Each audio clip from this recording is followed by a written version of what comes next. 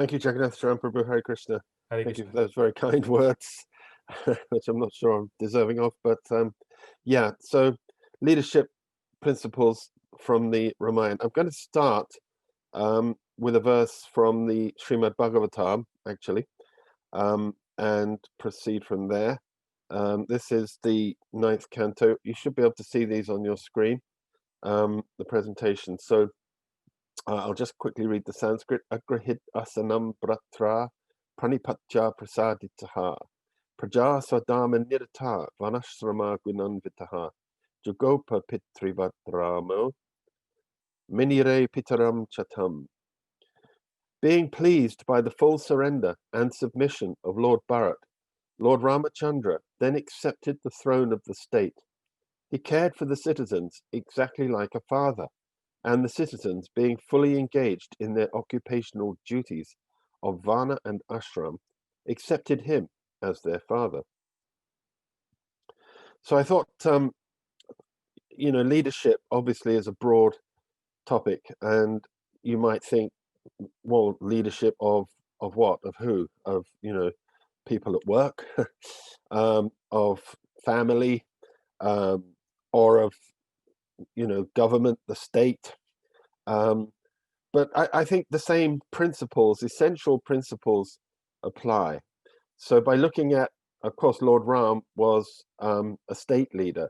He was a king, and so he was ruling over the entire world. But by looking at the principles that he embodied, evinced in his life, we can see how they can be applied on every level, bring it down to a personal level. I think I'm going to focus, mostly on spiritual leadership, which is really the most important thing.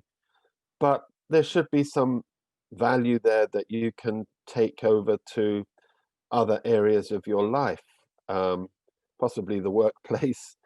Certainly, I think these principles of leadership should be applied in any scenario where you are responsible for others. So let's just have a look at some of the purport of this verse from the ninth canto. People are very fond of the pattern of Ram Raj, and even today, politicians sometimes form a party called Ram Raj. But unfortunately, they have no obedience to Lord Ram. It is sometimes said that people want the kingdom of God without God. Such an aspiration, however, is never to be fulfilled. Good government can exist when the relationship between the citizens and the government is like that exemplified by Lord Ramachandra and his citizens. Lord Ramachandra ruled his kingdom exactly as a father takes care of his children, and the citizens, being obliged to the good government of Lord Ramachandra, accepted the Lord as their father. Thus, the relationship between the citizens and the government should be exactly like that between father and son. So, the first thing here is that the essence of Ram's rule was, in terms of like him being the father and the citizens being the children. That would be, the Vedic model of leadership. Always the king would be viewed in that way. So, in terms of the responsibilities of a father, I had a look at another verse. This is from the fifth canto. What are the duties? What are the responsibilities of a father? Excuse me while I just turn this off.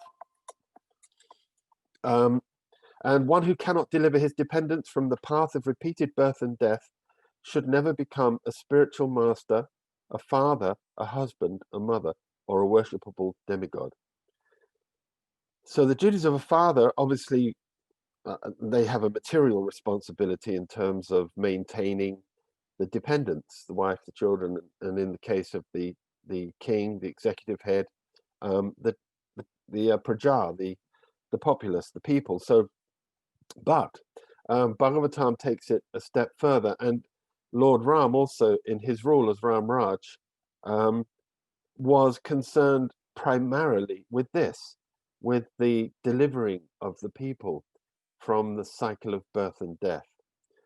So from this verse, I've extracted three principles which I see um, embodied in this verse, and these are what they are, which I think are the three essential principles of leadership for anyone. So the first one is a clear vision of life's goal. So a leader is someone who knows where to go. Otherwise, how can you lead? If you don't know the destination, then you're not in a position to lead people toward that destination. And of course, in our case, as leaders on a family level or on a temple level or on a broader scale, we want to lead people towards the ultimate goal of life, step by step. So the first thing is knowing where to go, the goal of life. Now, the second thing is the father. He leads with love and compassion. His mood is one of wanting to, in every way, help and assist and uplift those in his care. And the third one, connection with higher authority. So leaders in any context are not independent. We always have our own authority. If we don't have an authority, then we fall into the category of what Prabhupada would describe as an upstart, as a charlatan, as someone who has no authority. The word authority means authorized. So authorized means there is someone above us who is bestowing the authority upon us. So these three things we have to keep in mind when we're leading others, that we know where we're going, we're doing it in the right mood, and we're connecting with the authority that we have, that is above us. So in terms of the father, I found this quote. Now this is where, in this purport, in the first canto, 112.4, Srila Prabhupada is speaking actually about Ram Raj.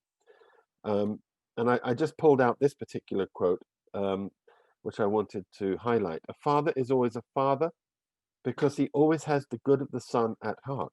The father wants every one of his sons to become a better man than himself. So the leader should never want to exploit or control the follower.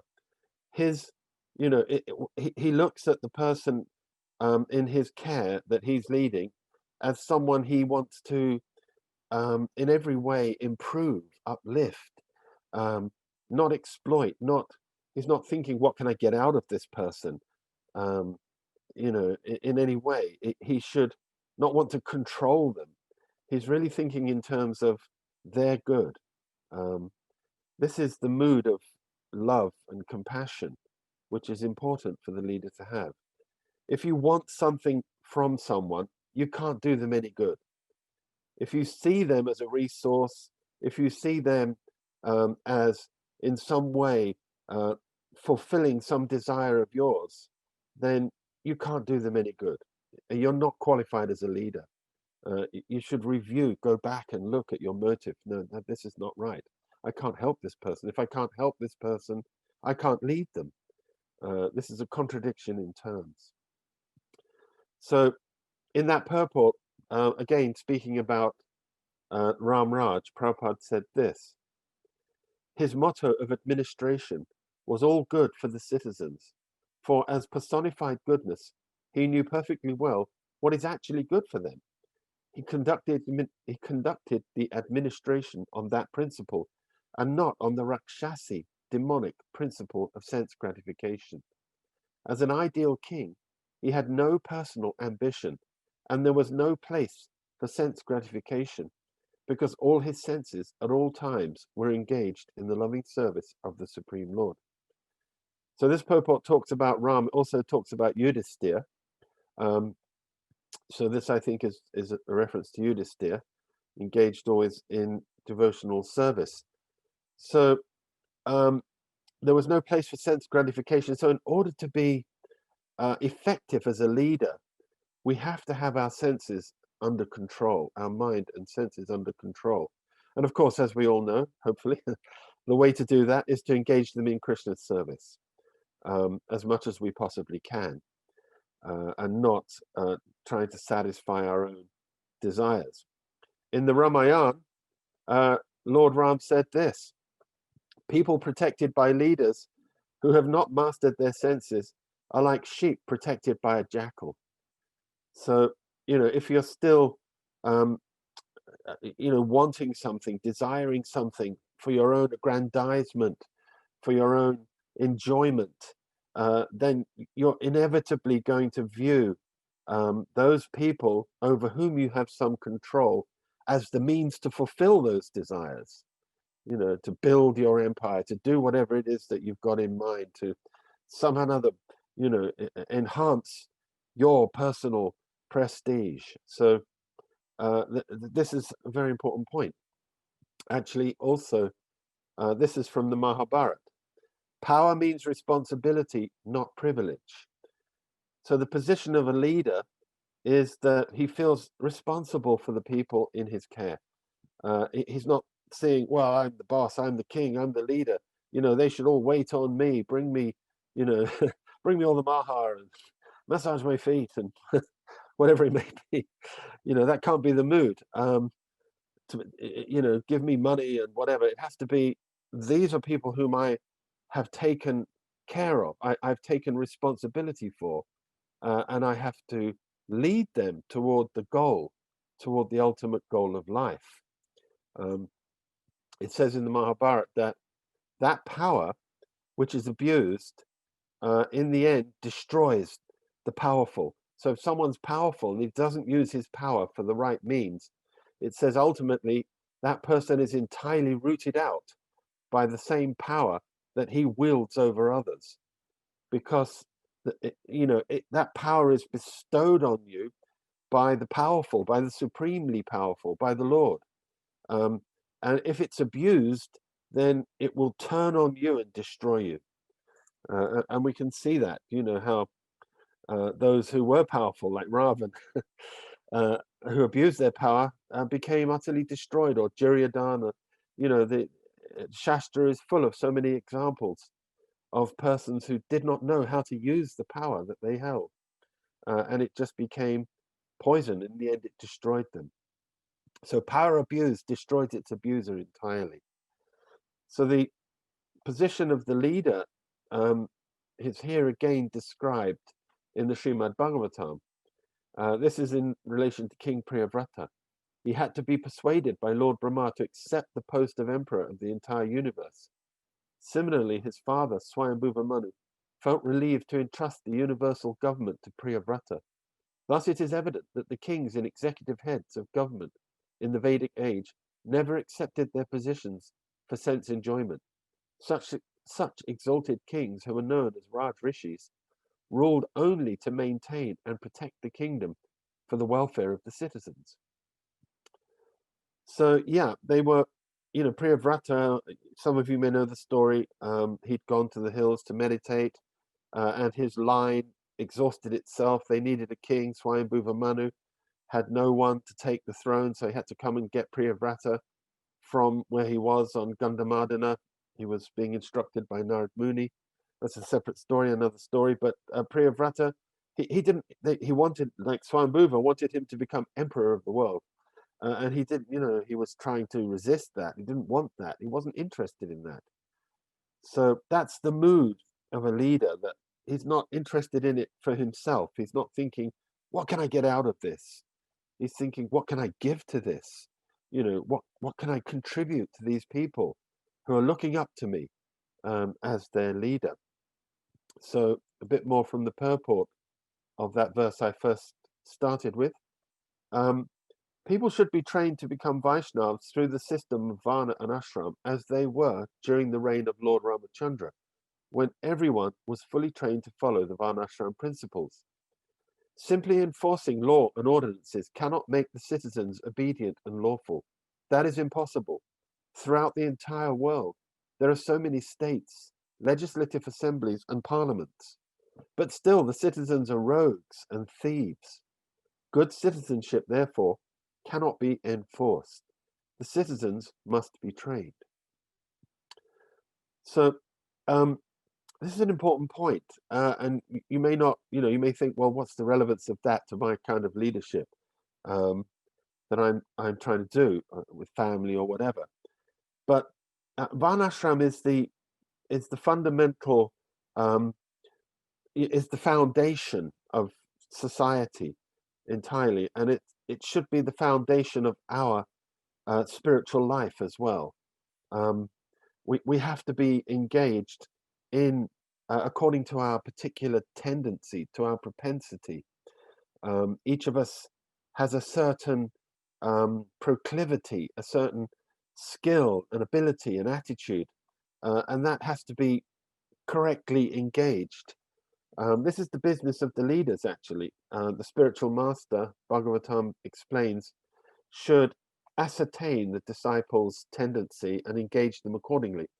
And any leader, the father, and the Shiksha Guru, whoever that may be, the elder brother, whoever's in charge, should be looking to see uh, what the follower, what the person in their care is particularly inclined towards, and try to engage them like that. This is quite an important thing in raising children, and especially um, in that case, for most of us, I think that's going to be the main kind of leadership that we're doing. And you know, the workplace is a little different because people have already got assigned roles and everything else. So this doesn't apply so much there. But in terms of spiritual leadership, which I hope all of you are trying to bring to your families, um, this is important.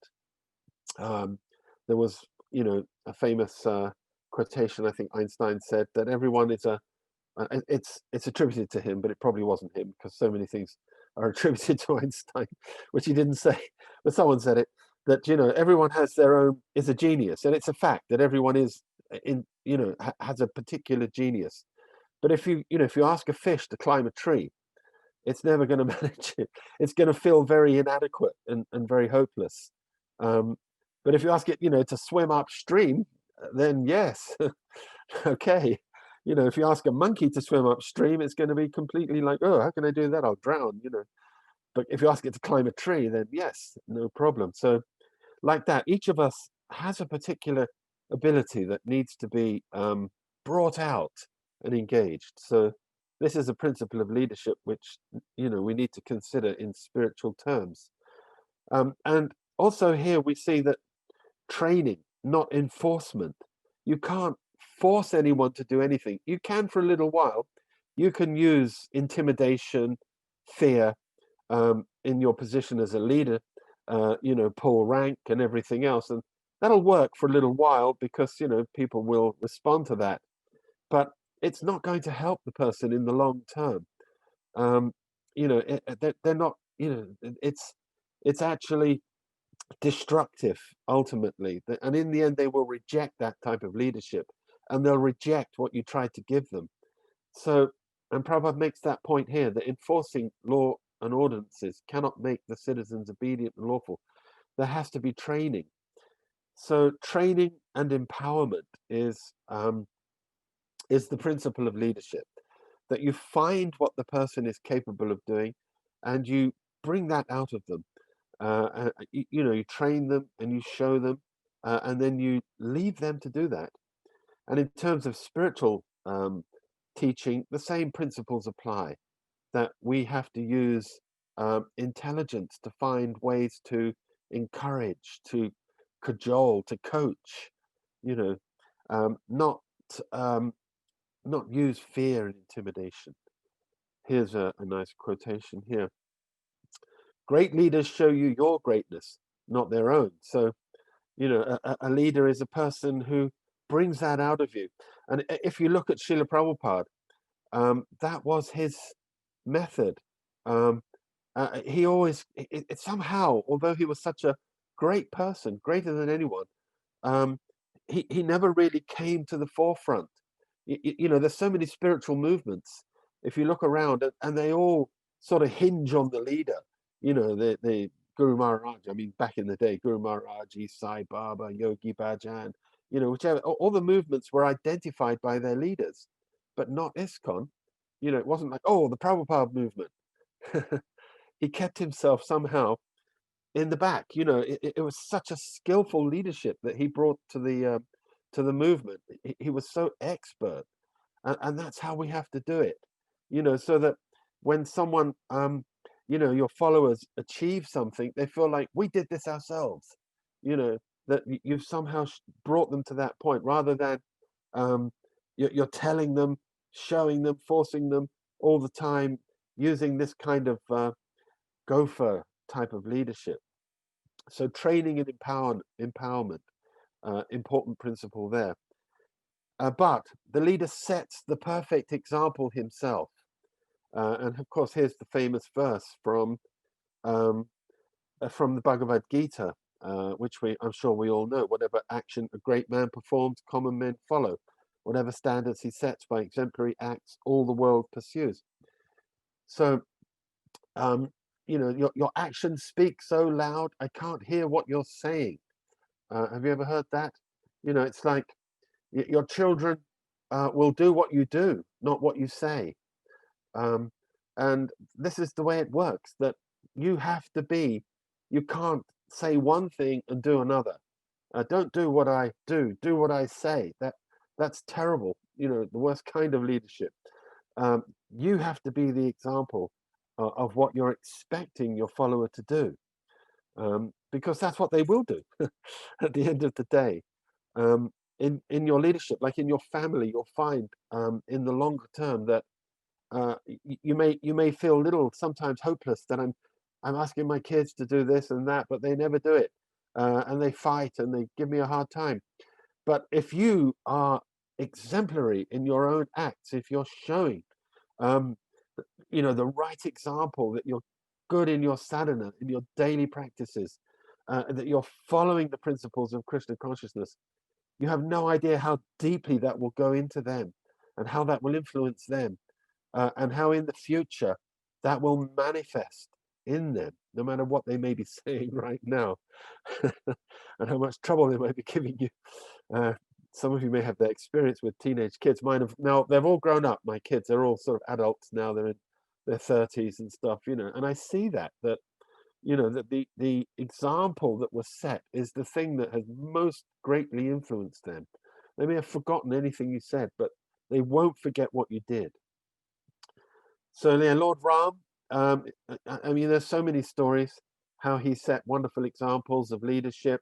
Some of you may know them. They're not in the Ramayana. Well, they're in the Ramayana, but not in the one I wrote, because they're sort of peripheral stories. But the story of the dog that came to his court, who was like, who's been beaten and was suffering, and it turns out that in his last life, he had done that to someone else, and so Lord Ram, he brought the dog in, and said, okay, tell me what is your problem? The dog wasn't initially allowed into the court. He thought, I can't go in, because it's not acceptable for a dog to go into the court of a king or into a temple, and so many things. So this is a wonderful story. I don't really have time to tell you the whole story now. There was another one, Prabhupada often cites this one, about a Brahmin who came with his dead son to the court of Lord Ram, and it wasn't expected that under his rulership there should be premature death of a family member. So Lord Ram took it upon himself to find out, well, what's going on. He asked the sages in his court what's happening, and they told him there's a Shudra somewhere doing austerities, and you have to go and find him and stop him from doing that, which Ram did. So he set the perfect example of compassionate leadership, of leadership which was completely true to Dharma, and he himself, of course, is the personification of Dharma. So we can find from the Ramayana beautiful examples. So what is the real protection that we give? Because the leader is supposed to essentially protect, uplift, and protect the follower. So protection is really training and education. There's a beautiful story in the Ramayana of how when Sita came back from Ravan, and she was being carried in a palanquin through Ayodhya, and the people wanted to see her. So, they asked Ram, well, Sita's in the palanquin, she's covered because generally ladies would not be seen. And Ram said, yes, let the people see her. And he said, a woman's real protection is her character, is, her own dharma. So, not a veil or a shield like that. So, the real protection comes from within, actually. So, if you want to protect your followers, then we need to somehow instill in them, as much as we can, principles, dharma, values.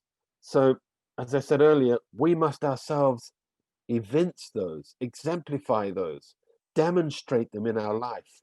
Um, that's the primary way that they will take those values, but also um, we can connect them in the same way that we're connected to the higher authority, by hearing from the higher authority. And in our case, of course, that's Srila Prabhupada. And in the purport to the Gita verse that I quoted, 321, Prabhupada says, people in general always require a leader who can teach the public by practical behavior. The king or the executive head of a state, the father, and the school teacher are all considered to be natural leaders of the innocent people in general. All such natural leaders have a great responsibility to their dependents. Therefore, they must be conversant with standard books of moral and spiritual codes. So, actually, in that purport, he's talking about the Manu Samhita and how leaders need to be conversant with that. But I don't think that we're going to be able to use that particular text at this point in time. But we can certainly connect with Srila Prabhupada, who indeed brings out all the essential points of morality and spirituality that we need to know for our own leadership. So, in our family setting, in obviously the spiritual temple setting, we should be encouraging each other to take shelter of Srila Prabhupada's books, to hear them, and to discuss them among ourselves. In practical terms, Srila Prabhupada says this also in the Bhagavad Gita. This is in the 13th chapter, 8 to 12. One need only chant Hare Krishna, Krishna Krishna, Hare Hare, Hare Rama, Rama Rama, Hare Hare. Accept the remnants of foodstuff offered to Krishna. Have some discussion on books like Bhagavad Gita and Srimad Bhagavatam, and engage oneself in deity worship. These four things will make one happy. One should train the members of his family in this way. So I'll just finish on this. That the key thing is, if we want to be a good leader, is to make sure we're being led. The leader is a follower. If you're not a follower, you can't be a leader. Prabhupada would always say that I have no qualification other than that I perfectly represented my own spiritual master. That we are completely connected, like the live wire is connected to the powerhouse. And then we'll have potency. Then we'll have, we'll have something to give, something to offer. So we can't lose that connection. And Prabhupada here is telling us how we can keep that connection. And it's very, very simple. Just these four things we need to do. In this purport, he says, sit down in the morning, in the evening, and chant. That's very easy. We can all do that. Accept the remnants of foodstuff. Well, there's no problem with that one either. We all manage that one quite nicely. And have some discussion. Now, this is an important one that is often neglected, but we have some discussion on Gita and Bhagavatam. And in my house, we always do that. We've always done that. We tried to get the kids doing that. They did do that for some time. For a while, they lost interest and stopped doing it. But now they've come back and they're starting to do it among themselves in their own homes. So in the morning, discuss Bhagavatam. In the evening, discuss Gita. And deity worship. So, you know, you may have little deities or you may have a picture, but yeah, something like that in your home. These four things will make you happy. So this is leadership. One should train the members of his family in this way. So I think that's the key thing in terms of a practical tip that will enable us to do all the other things. Once we have that connection, we're hearing from Prabhupada, then we'll get the inspiration, we'll get the intelligence to be good leaders in any context that we happen to be in. So I think I better pause there because we need to take a few questions. I think I've run over the time. So if anyone has anything they'd like to say, please, Jagannath Charan will take over. Thank you so much, Prabhu. If there's two options, well, firstly, if you can submit your questions in the chat. If anyone has any questions right now, they can raise their hand and we can take it from there. Okay, we have one. Right, so a question is, how do we find the abilities of the followers? Are there any tools that we could use, you know, in order to help them achieve their full potential, and also, I guess, to engage them properly? What tools might we use? Okay, so how can we find out this particular ability of our followers? Are there any tools that we can use? Yes, there are. I mean, in my own life, I found that there were things outside. I mean, Srila Prabhupada's books obviously are the key thing, that because what we're talking about is getting the intelligence, that, you know, spiritual intelligence to do the right thing. So I would say, first of all, make sure you've got that connection that you're hearing every single day from Srila Prabhupada. But then outside of that, years ago, Mukunda Goswami, one of Prabhupada's first disciples, gave me a book by Stephen Covey, which is The 7 Habits of Highly Effective Persons. And then there's another one that follows that called First Things First. And he outlines in those books a process by which you can ask yourself certain questions, or, you know, you can get that your whoever it is that you want to help, you know, to ask those questions of themselves.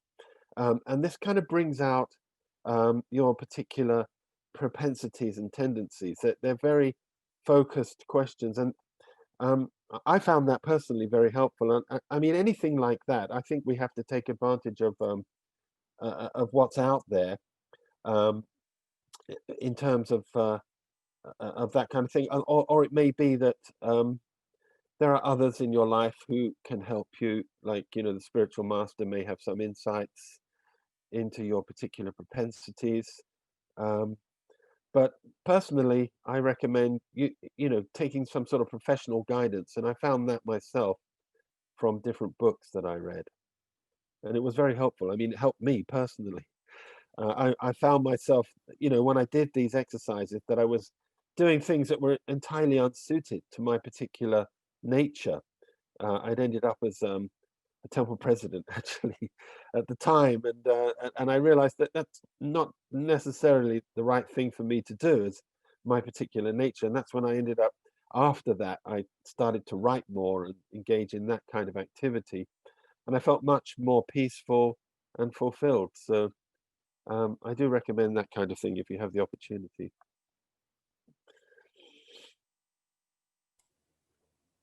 Yeah, sorry, does that? Great, thank you. I believe we have some more questions. Okay. So I think Prem Nasimha wanted to ask a question. Please go ahead with asking a question.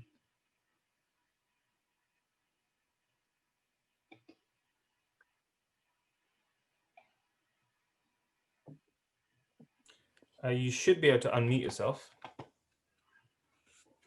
We can ask on your behalf, sure.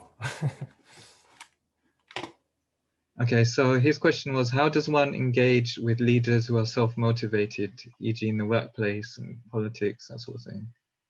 Okay, good question. What do we do if we find ourselves being led by persons who are self-motivated, who want to use us for some particular aim of their own. Well, in the workplace, you're a bit constricted. Your options are a bit limited. I think how do you approach work? Work it's like a sacrifice that the householder has to perform.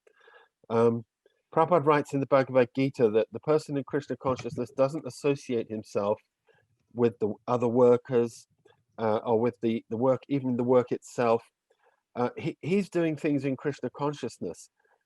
So he's viewing that as his duty, that I'm doing my duty as a householder because I have to collect money, I have to get wealth to maintain my family.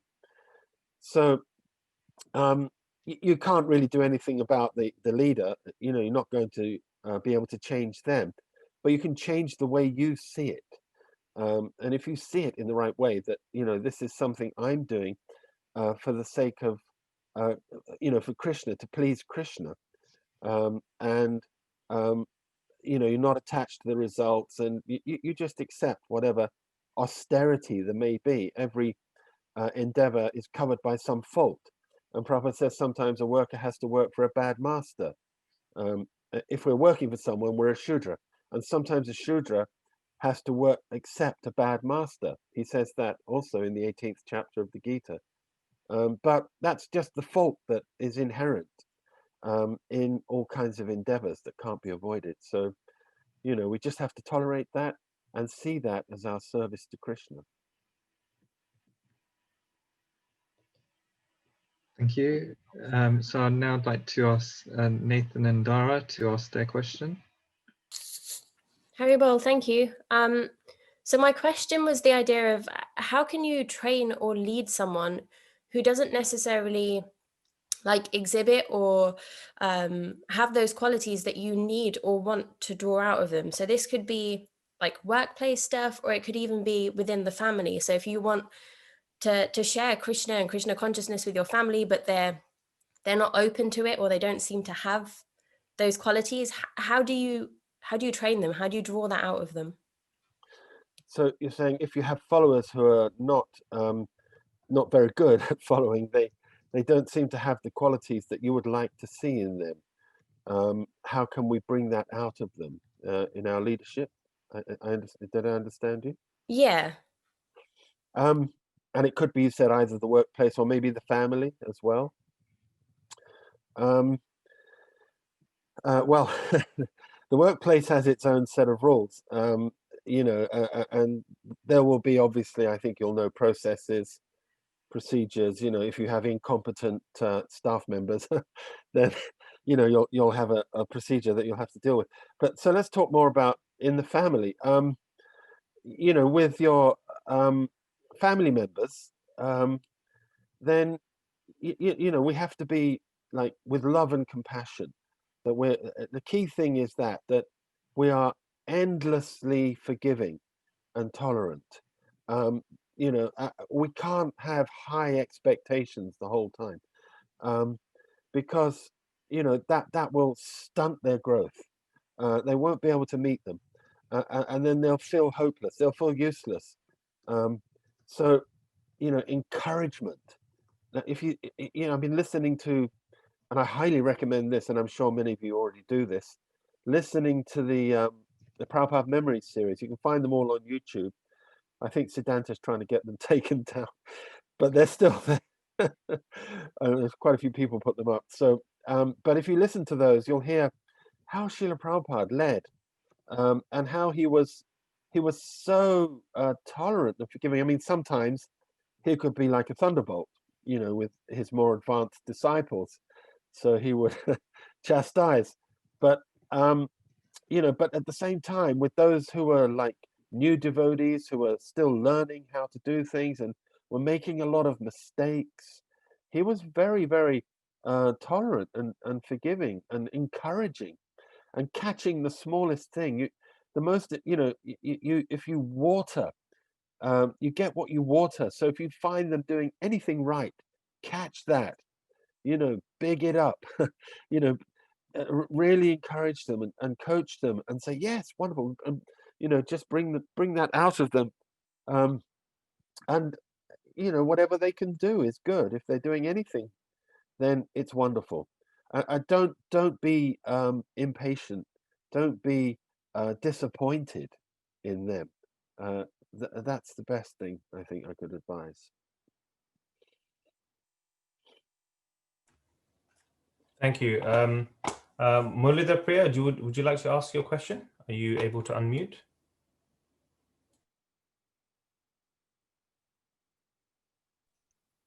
Yeah, Hare Krishna. I think the question was partly answered already, but I'll say it anyway. So sometimes in a community,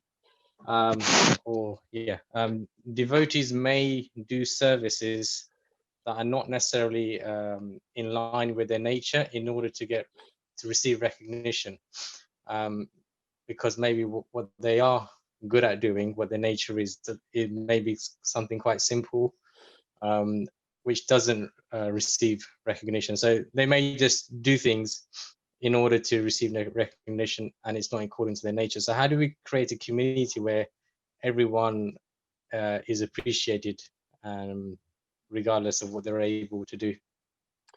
Okay, yeah, good question. You're saying sometimes devotees will engage in services which are not necessarily their particular nature, but they want to get some recognition.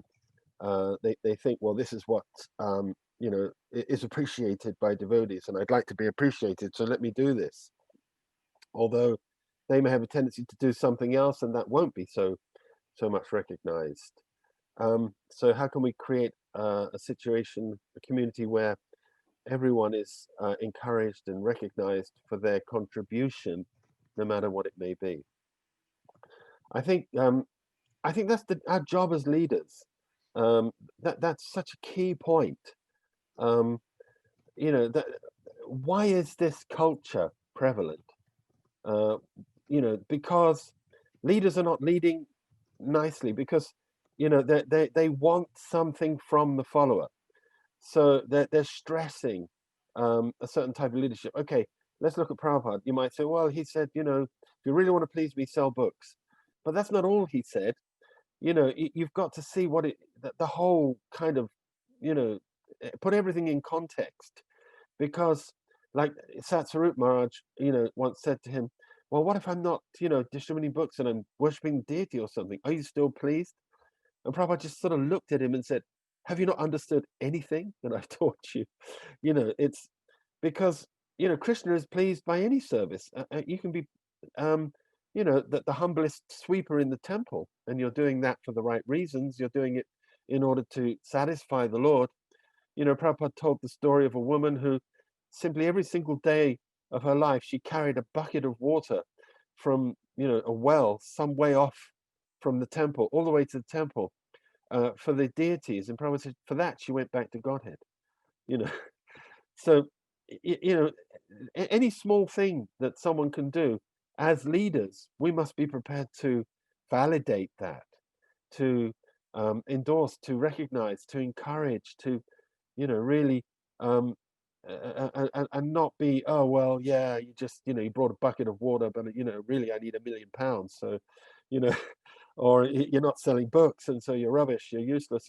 We can't be like that. It's got to be that we accept whatever anyone can do, and we validate it very nicely. So it's really our job as leaders to create that community and that culture. And we all need to do that. We all have to be leaders. Lord Chaitanya said, Amara Gai Guru, all of you become guru. He didn't mean you become Jagat Guru and, circle the globe and make loads of disciples. He meant where you are, Stane Stita Shrutikatam, in your family context, you become guru. You become guru to a few people. You lead them, in other words. So that's our job as leaders, to create that culture.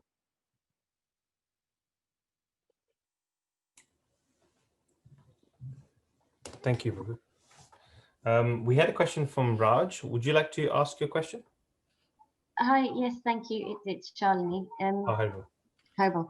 The question was sort of in the context of the parent and child relationship, how can you sort of coax or inspire the sort of, I suppose, what you want them to or, you know, follow, or what you'd like them to do, or sort of inspire them to bring out their own strengths. You know, sometimes even just you know, encouraging them and over encouraging them can drive complacency. And I guess sort of there's obviously the child's nature at play as well, and it's just a hard sort of we've personally found it quite hard in terms of, you know, what technique to coax and inspire, really, when it, you know, the kids, really. Right. Yeah, so you're saying what technique, how can we inspire and coach our children without, you know, creating complacency in them? If we encourage too much, you know, then Yeah. I'm already good enough. I'm, you know, they're doing hardly anything, and you know, and so we want to get the right balance. Yeah, that's a wonderful question. I can tell you that my wife has, you know, sourced some really good resources in terms of enlightened parenting. I don't know. I can share the links to some of those videos, which I found, you know, pretty amazing. To Jagannath Shran, and you can share them with the group. Or if you are on Facebook, you can have a look at her profile, and I think you'll find them there. Chintamani Dham, I think you know my wife's name. Yeah. So, you know, in very practical terms, you know, there are some real experts out there, and you know, from the Christian community, for example, who've been for a very, very long time, longer than us, trying to solve these problems, and you know, to get their kids to adopt their culture and values and things like that. And I think they've, you know, they've come up with some very good models that are very helpful. So, you know, on top of our own practices of, you know, always being the perfect example of what we want them to be, there are techniques which I don't think I can get into here, but I can share them with you, certainly. That would be fantastic. Thank you. Thank you.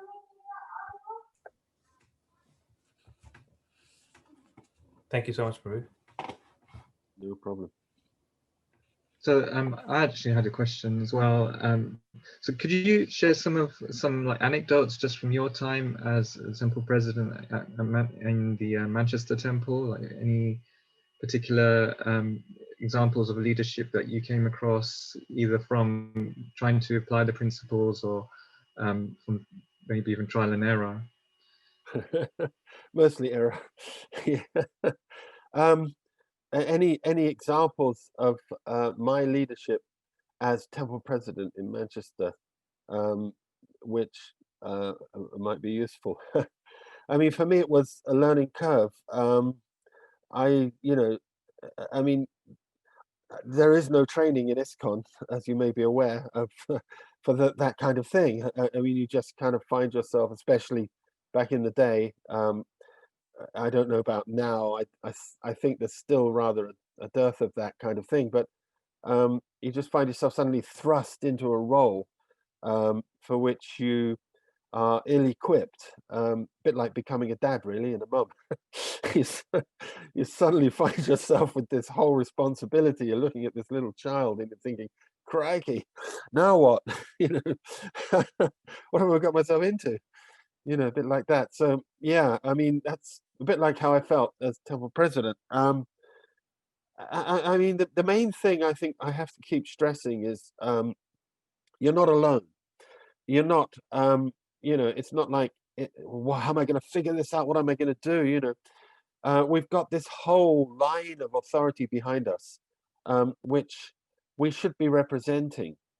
So I can't stress enough the importance of connecting with that, because a lot of the things that we're faced with may not have a precedent, you know, and you know, we need to kind of use our intelligence and our discretion to find the answers. And we see that with Srila Prabhupada repeatedly, that he wasn't like a one-size-fits-all leader.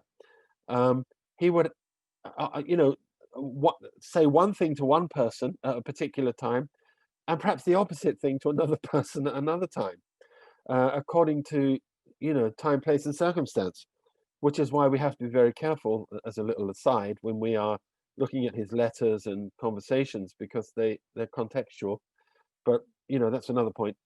But for ourselves, we need to get the spiritual intelligence, and the only way we can do that is to ensure that we're constantly connecting, channeling. You know, let's use a modern word, the wisdom of the Parampara, praying to the Parampara to help us in whatever circumstance and situation we find ourselves. And really, that's how I kind of got through in the end. By that, you know, I came to that realization that I need to connect with Srila Prabhupada. That's my only hope if I'm going to be an effective leader of any kind whatsoever. I mean, can I remember any particular instances? Well, I mean, not really. It was 20 years ago now since I left Manchester, so there may be some, but I think it's the principle that is really important, and that's the key to successful leadership, as far as I know. Thank you, Prabhu. Pratiksha, you wanted to ask a question as well. Would you like to unmute yourself? Hari Bol, thank you, Prabhu. I think it's been answered in one of the other questions that was just before me. So it was similar to my question. Thank you so much. No worries. Hare Krishna. Hare Krishna. I wanted to ask one question. How can we take inspiration from Srila Prabhupada, or how, you know, maybe how might we best take inspiration from Srila Prabhupada in taking responsibility as leaders in a spiritual forum? Because it feels like you know, we can spend most of our time just worrying about, you know, our chanting and our reading and our spiritual practices, and we don't really have time to consider other people's journeys as well, because it's hard enough tackling what I have to take care of on my own. So can we draw some particular inspiration from Srila Prabhupada, and maybe you could shed some light on that? So how can we draw inspiration from Srila Prabhupada that we can bring to our own attempts to lead others, and you know, to be an effective and connected leader in our own life? Yeah. And therefore help others as well. Actually do something for their good, to help them, uplift them. Yeah, this is the key question. We really need to. I found personally that was where well, I mean, probably all of us, my main inspiration has always come from. Right from the very beginning of my spiritual life, I started listening to Srila Prabhupada's lectures, and you know, he's constantly emphasizing the importance of us becoming gurus. Actually, you know, in the real sense of the word, becoming a guru is a leader, is a teacher, and so I think another thing I'd like to share with the group here is that there's a website that I think you know about, Jagannath Prabhu, that we've put together, which gives some very key principles taken from Srila Prabhupada's books about how we can actually connect with him and become the live wire, become that person who really can bestow good on others. And you know, because we can read his books, obviously we'll all be doing that, but you know, we don't always make the connection. We don't.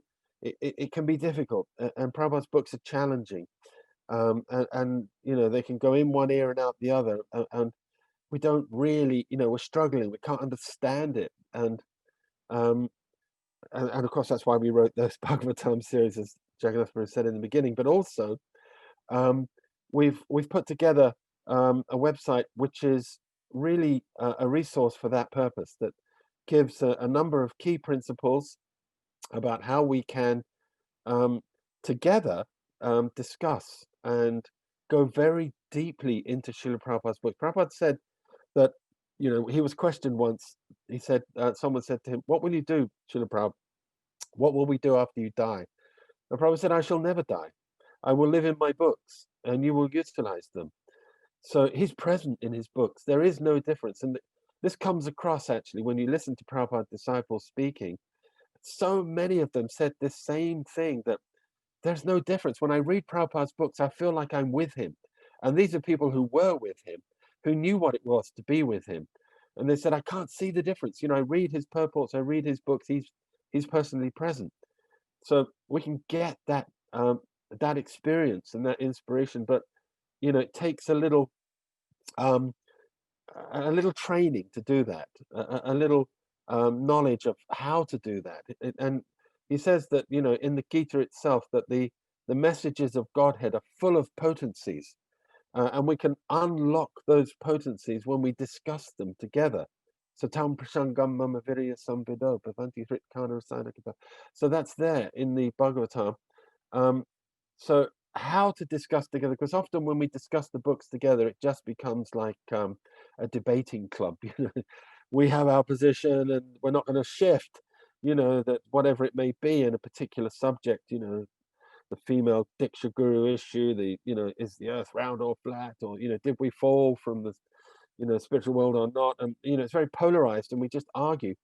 But, you know, we want to, it's not about who's right, it's about what's right. How can we get to that? So that's what we've tried to do, to present a methodology by which you can do that. And not only is the website there, but we're also here as resources, myself and my wife, and we're prepared to help coach groups or individuals in those principles. I hope that's helpful. Thank you. And I believe now we are just about over time. Okay. Thank you, Krishna Dhamma Prabhu, for extending yourself so You're very graciously to be with us here today. And thank you all for your very kind participation and attention to today's discussion.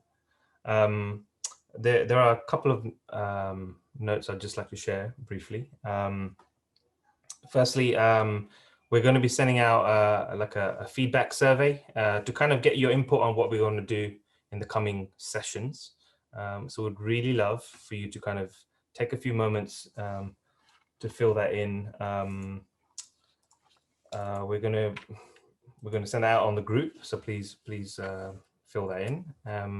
And I guess a final point is we'd like to all, from wherever you are, express our gratitude to Krishna Dhamma Prabhu for being with us today and very kindly coming along and being part of this forum.